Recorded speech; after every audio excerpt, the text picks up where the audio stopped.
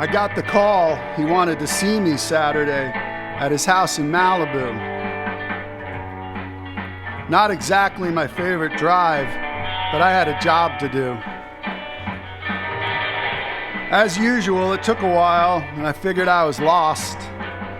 When a voice asked, "You looking for me?" And my memory was tossed to movies and TV from my youth. He said he'd almost bought the farm. Did you see me on the news? The recent flood had swept him away, and thanks to his neighbor, he was saved. "Larry! Larry!" he called out over the wall. And a few seconds later, JR himself answered the call.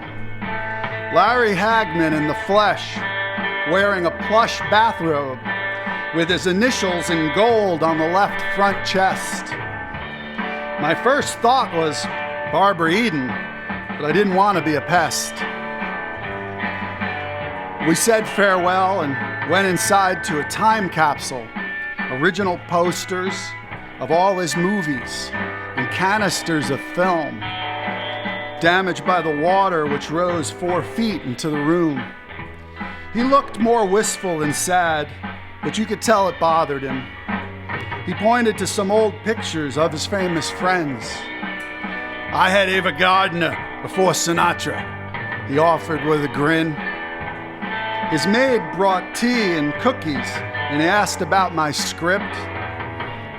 I said he would play a J.P. Getty type with a greedy young son who was a trip.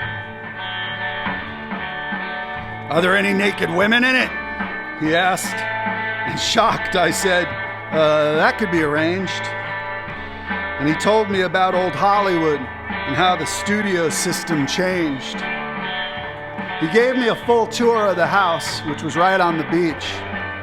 Built in the 30s, you woke every morning with the horizon in reach. He told me about his kids and his many wives, and I thought, geez, this guy has lived 5 or 6 lives. We said goodbye and said we'd keep in touch, but you know how it is with agents and managers and such. I never saw him again until I heard he died, and I must admit that on that day I cried.